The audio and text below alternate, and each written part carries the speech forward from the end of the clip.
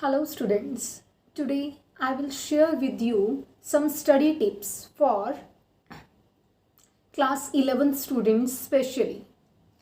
So now class 11 students are free. They are enjoying their summer vacations, but you can utilize your this time in a very proper way. How you will utilize your summer vacations break in an efficient way, I will tell you today. सो अभी जिन students ने अपना mind prepare कर लिया है कि उन्होंने art stream को choose करना है, कॉमर्स स्ट्रीम को चूज़ करना है या फिर साइंस स्ट्रीम को चूज़ करना है, तो वो स्टूडेंट्स क्या कर सकते हैं। सबसे पहले तो वो अपनी books as per teachers recommendations, जो भी उनके टीचर ने उनको बुक रेकमेंड की है, वो वाली बुक्स परचेज कर लें। जब उन्होंने अपना माइंड सेट कर ही लिया है कि उन्होंने ये वाली स्ट्रीम लेनी है, ये वाले सब्जेक्ट्स ऑप्ट करने हैं, तो वो वाली अपनी बुक्स परचेज कर लें जिन भी ऑथर्स के उनके टीचर्स बोल रहे हैं। या फिर अगर अभी तक उन्होंने अपना माइंड प्रिपेयर नहीं किया है कि उन्होंने कौन सा सब्जेक्ट चूज़ करना है या फिर कौन सी स्ट्रीम चूज़ करनी है, तो वो ऐसा कर सकते हैं, अपने जो भी स्ट्रीम टीचर्स हैं उनको कॉल करके या उनको मैसेज करके किसी भी तरीके से उनसे कांटेक्ट बना के उनसे वो इन्फॉर्मेशन ले सकते हैं कि उनकी स्ट्रीम में कौन कौन से सब्जेक्ट हैं, किस टाइप के वो सब्जेक्ट हैं, उनका लेवल कैसा है उन सब्जेक्ट्स का। तो इन सभी चीज़ों के बेस पर आप जज कर सकते हो, आप एक डिसीज़न ले सकते हो कि आपको कौन सी स्ट्रीम चूज़ करनी है। और इसके अलावा अगर अभी तक आपका माइंड सेट नहीं हुआ है तो आप ऐसा भी कर सकते हो, जो प्रीवियस स्टूडेंट्स हैं, अभी जो स्टूडेंट्स 12th क्लास में आए हैं, आप उनसे बुक्स ले सकते हो। Second hand books you can purchase and आप 2 या 3 डेज़ के लिए भी कहीं से बुक्स अरेंज कर सकते हो। तीनों स्ट्रीम्स के ले लो। अगर आपको कन्फ्यूज़न है कि आप कौन सी स्ट्रीम चूज़ करो, तो तीनों स्ट्रीम्स की बुक्स लेके उनका कंटेंट देखो, उनके सब्जेक्ट देखो कि साइंस में बायो है, केमिस्ट्री है, मेडिकल में या नॉन मेडिकल में, उनमें कौन कौन से टॉपिक्स हैं, कौन कौन सा कंटेंट है, कि क्या आप इस कंटेंट में इंटरेस्टेड हो, क्या ये वाली इस टाइप की इस लेवल की एडवांस्ड साइंस को कर सकते हो। ऐसे ही कॉमर्स है, उसमें अकाउंट्स है, इकोनॉमिक्स है, या जो भी सब्जेक्ट हैं, कि क्या आप उनको कवर कर पाओगे, क्या आपका जो इंटेलिजेंस लेवल है वो इतना है कि आप उन सब्जेक्ट्स को कवर कर लोगे, उनमें जो टॉपिक्स हैं उनका थोड़ा सा इंट्रो ले लो आप। तो इस तरीके से आप अपना माइंड प्रिपेयर कर सकते हो। उसके बाद अगर एक बार आपका माइंड सेट हो गया, तो अब आपने क्या करना है, अब आपने सारी जो आपके समर वेकेशन है, जून का मंथ है, उसको वेस्ट नहीं करना है, उसको प्रॉपरली यूटिलाइज करना है। और वो आप कैसे करोगे, सबसे पहले आप क्या करोगे, जैसे आप थोड़ा थोड़ा उन सब्जेक्ट्स को पढ़ सकते हो। फॉर एग्जांपल कि मैंने अगर आर्ट स्ट्रीम चूज़ की है, तो उसमें मेरे पास इंग्लिश सब्जेक्ट है, उसमें मेरे पास पंजाबी सब्जेक्ट है, या उसमें मेरे पास पॉलिटिकल साइंस है, हिस्ट्री है, या मैंने साथ में इकोनॉमिक्स रखी है, जो भी मेरे पास सब्जेक्ट हैं, तो मैं क्या करूँगी, 1 बाय 1 उन बुक्स को उठाऊंगी। फॉर एग्जाम्पल मैंने इकोनॉमिक्स की बुक ली, अब मैंने देखा कि मैंने आर्ट स्ट्रीम चूज़ की है, उसमें मैंने ये वाले 5 सब्जेक्ट्स रखे हैं, तो सबसे पहले आप देखोगे कि उनमें से आपके पास सबसे न्यू सब्जेक्ट कौन सा ऐड हुआ है। अभी तक आप क्लास 10th तक सोशल स्टडीज़ पढ़ते थे, उसमें आप इकोनॉमिक्स को सोशल स्टडीज़ के पार्ट की फॉर्म में पढ़ते थे, बट अभी आपके पास एक सेपरेट सब्जेक्ट है इकोनॉमिक्स। आप देखो कि क्या ये वाली जो इकोनॉमिक्स है उस इकोनॉमिक्स के साथ रिलेट कर रही है, या इसमें कुछ डिफरेंट है, या ये एडवांस्ड लेवल है। ऑब्वियसली एडवांस्ड लेवल तो होगा, because now you are in class 11th। तो आप देखो कि उस इकोनॉमिक्स का जो इंडेक्स है, उसमें जो कंटेंट है, कि आपके पास इकोनॉमिक्स की कितनी बुक्स हैं, उसमें जो कंटेंट है, क्या उसमें से कुछ चैप्टर्स ऐसे हैं जिनका बेस आपका ऑलरेडी रेडी है, आप 10th क्लास में जिसको आप पढ़ चुके हो, क्या ऐसे कुछ चैप्टर्स हैं, उनको आप आइडेंटिफाई करो। आपको इतना पता हो कि आपके पास इकोनॉमिक्स की 2 बुक्स हैं, एक स्टैटिस्टिक्स फॉर इकोनॉमिक्स है, एक माइक्रो इकोनॉमिक्स है। माइक्रो इकोनॉमिक्स में टोटल नंबर ऑफ चैप्टर्स इतने हैं, स्टैटिस्टिक्स में टोटल नंबर ऑफ चैप्टर्स इतने हैं। माइक्रो इकोनॉमिक्स में टोटल की जो 12 या 13 चैप्टर हैं, उसमें से ये वाले चैप्टर हैं, इनका थोड़ा सा बेस आपका क्लियर है, आप इनको पहले पढ़ चुके हो। या स्टैटिस्टिक्स में मीन मीडियन मोड ये चैप्टर ये आप मैथ्स में कर चुके हो।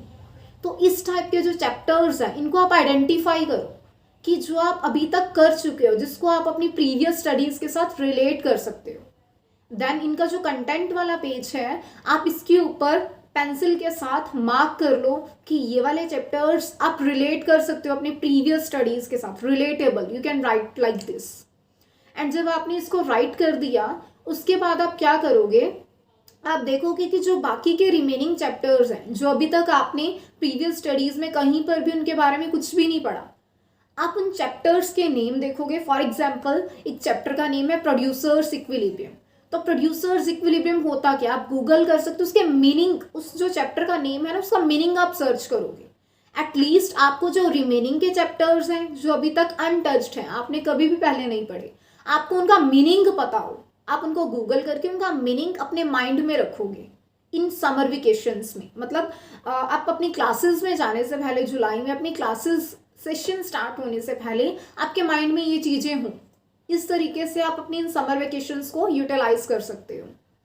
तो जो नए चैप्टर थे, जो अनटच्ड थे, रिलेटेबल नहीं थे, आप उनके चैप्टर्स के जो मीनिंग है उनको आप कर सकते हो। एंड जो रिलेटेबल चैप्टर है आपकी प्रीवियस स्टडीज़ के साथ, तो उसमें से आप देखो कि ईजी कौन सा है। जैसे फॉर एग्जांपल किसी स्टूडेंट को मिड, मीडियन, मॉड में इंटरेस्ट था 10th क्लास में, तो अभी भी 11th में ये चैप्टर्स हैं, तो ऑब्वियसली ये उनका एडवांस्ड लेवल होगा। बट अगर आपको उसमें इंटरेस्ट है और आपने उसको पहले किया भी हुआ, उसका बेस क्लियर है, तो आप इसको इन समर वेकेशंस में खुद से ट्राई कर सकते हो, खुद से उनकी प्रैक्टिस कर सकते हो, थोड़ी बहुत गूगल से हेल्प ले सकते हो, थोड़ी बहुत अपने टीचर से हेल्प ले सकते हो। तो इस तरह के जो चैप्टर्स हैं वो आप इन समर वेकेशंस में प्रिपेयर कर सकते हो। So don't waste your summer vacations time. Okay, इसी तरीके से अब जैसे आपके पास बाकी सब्जेक्ट है, आर्ट्स में इंग्लिश है, पंजाबी है, तो उसमें लिटरेचर में क्या होता है, स्टोरीज हैं या लेसन्स हैं, उसमें तो कोई कंसेप्ट वाली बात होती ही नहीं है ना, आपने लेसन्स को ही सिर्फ स्टडी करना होता है, रीड आउट करना होता है। इंग्लिश में आप क्या करते हो, उसको चैप्टर को रीड किया, उसको मन में आप ट्रांसलेट करके देखते हो ताकि आपको पता लगे कि इसमें है क्या। तो वो चीज़ आप घर बैठ के कर सकते हो। कोई डिफिकल्ट वर्ड है उसको अंडरलाइन कर सकते हो अपनी बुक में, डिक्शनरी से उसको सर्च करके, गूगल से सर्च करके आप पेंसिल के साथ उसका मीनिंग राइट कर सकते हो। पंजाबी में जो लेसन्स हैं वो आप उनको रीड कर सकते हो। पंजाबी ग्रामर या इंग्लिश ग्रामर के टॉपिक्स तो लगभग वही रहते हैं, थोड़ा बहुत कुछ एडवांस्ड लेवल हो जाता है, तो आप ग्रामर के टॉपिक्स अपने रिवाइज कर सकते हो इन समर वेकेशंस में। ऐसे ही अगर आपके पास पॉलिटिकल साइंस है या फिर हिस्ट्री है, उसमें भी आप कर सकते हो कि अगर कोई वार है या फिर कोई गांधी जी के बारे में कुछ है टॉपिक, या किसी भी और पर्सनालिटी के बारे में है, तो जिसमें आपको इंटरेस्ट है या जो आपका प्रीवियस स्टडीज़ के साथ रिलेट कर रहा है, आप उनको आइडेंटिफाई करो, आप उनके ऊपर थोड़ा थोड़ा स्टडी करना स्टार्ट करो।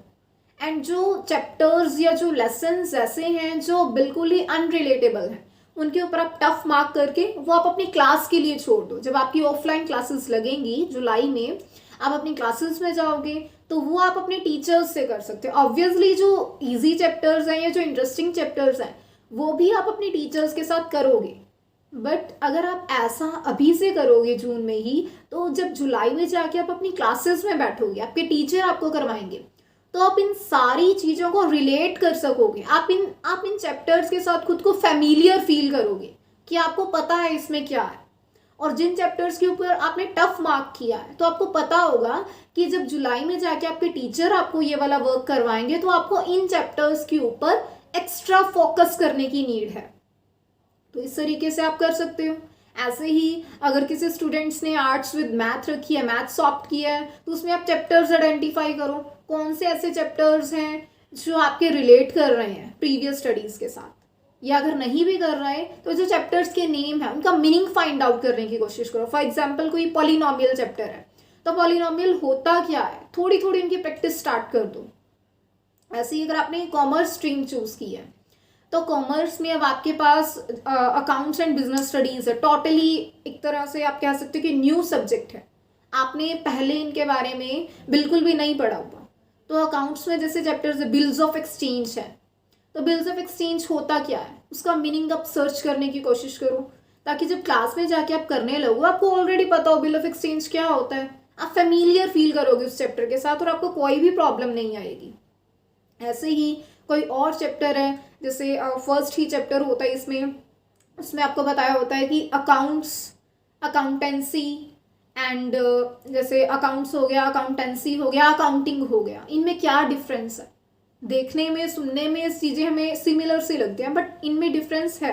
तो वो क्या डिफरेंस है, इन चीज़ों को आप थोड़ा बहुत सर्च करना स्टार्ट करो, तो ये काम आप कर सकते हो। ऐसे ही बिजनेस स्टडीज़ में बहुत सारे बॉयज़ होंगे जिनको आगे अपने फादर के बिजनेस को कंटिन्यू करना है या उनको इंटरेस्ट है कि वो बिजनेस करें, तो वो अभी से उनके लिए तो ये वाला सब्जेक्ट और भी ज़्यादा इंटरेस्टिंग है।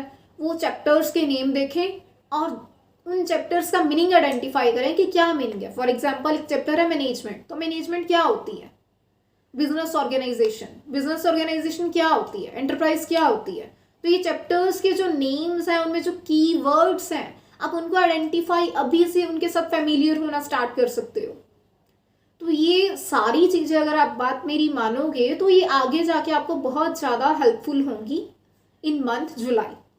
आप इन सभी, आपको जो करिकुलम है, आपको जो सिलेबस है, इसके साथ आप रिलेटेबल फील करोगे, खुद को फेमिलियर फील करोगे। ऐसे ही अगर आपके पास साइंस है, आपने फॉर एग्जांपल मेडिकल या नॉन मेडिकल जो भी आपने चूज़ किया है, उसमें केमिस्ट्री है, तो केमिस्ट्री में आप आइडेंटिफाई करो टोटल नंबर ऑफ चैप्टर्स कौन से हैं, उनमें से कौन से ऐसे हैं जो अब क्लास 10th तक उनको आपने थोड़ा सा उनका बेस पढ़ा हुआ है, रीड किया हुआ है, और कौन से चैप्टर ऐसे हैं जो बिल्कुल भी आपने अभी तक नहीं पढ़े हुए। जो बिल्कुल भी नहीं पढ़े हुए, उन चैप्टर्स का जो नेम है उसका मीनिंग समझने की कोशिश करो सिर्फ, एंड उसके ऊपर आप मार्क कर सकते हो टफ। तो वो वाली चीज़ें आप क्लास में अपने टीचर्स के साथ मोर फोकस के साथ कर सकते हो। एंड जो चीज़ें आपको लगता है कि ये वाला चैप्टर हमने 10th में पढ़ा था बट अभी उसका एडवांस्ड लेवल है, तो आप उन चीज़ों को तो आप अभी से थोड़ा बहुत कर सकते हो ना। उनका बेस तो आपका क्लियर है ही है, थोड़ा सा एडवांस्ड लेवल है, वो थोड़ा बहुत नेट वगैरह के सर्च लेके आप कर सकते हो। ऐसा तो नहीं है कि जुलाई मंथ में जाके या आगे जाके आपके टीचर ने आपको करवाना नहीं है, करवाना है सब कुछ, बट एक फेमिलैरिटी बन जाएगी आपके साथ। ठीक है, आपका ये वाला जो टाइम है इसका प्रॉपर यूटिलाइजेशन हो जाएगा, और आगे जाके देखना, अगर आप मेरी ये बातें मानोगी तो आपके मार्क्स गेन करने में भी बहुत ज़्यादा हेल्पफुल होगी ये चीज़ें। ऐसे ही अब अगर फिजिक्स हो गया, फिजिक्स में आपने न्यूमेरिकल्स करके आए हो क्लास 10th में, अब ये वाले इस टाइम पे 11th में जो आपके पास बुक्स में न्यूमेरिकल्स हैं, कि क्या ये उनके साथ रिलेट कर रहे हैं, कौन से न्यू टॉपिक्स आए हैं। आपको ये पता हो कि आपकी इस बुक में इतने चैप्टर्स हैं, इस नेम के चैप्टर्स हैं, ये सारा कुछ आप इजीली कर सकते हो। आप सिर्फ अगर 1 डे में 2 आवर्स भी निकालते हो अपनी स्टडी के लिए, 2 आवर्स ऐसे आप कर सकते हो कि जैसे हाफ आवर इस सब्जेक्ट को देना है, हाफ आवर इस सब्जेक्ट को देना है, डेली आप ओनली हाफ आवर एक सब्जेक्ट को दोगे तो आपका इजीली सब कुछ हो जाएगा। आज 5 जून है, तो आपके पास 25 डेज हैं, तो आप इजीली सब कुछ कवर अप कर सकते हो जो मैंने आपको बताया है।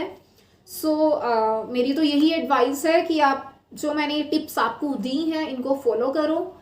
ये टिप्स आपके लिए बहुत ज़्यादा हेल्पफुल होने वाली हैं, एंड सिर्फ मैंने आपसे 2 आवर्स ही डिमांड किए हैं आपके 1 डे के।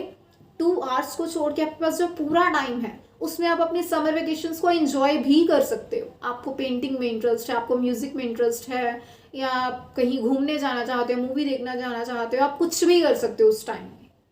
2 घंटे तो एक दिन के लिए ज़्यादा नहीं होते ना। सो अगर आपको ठीक लगे तो प्लीज़ मेरी एडवाइस को आप मान सकते हो, otherwise as you wish. Thank you.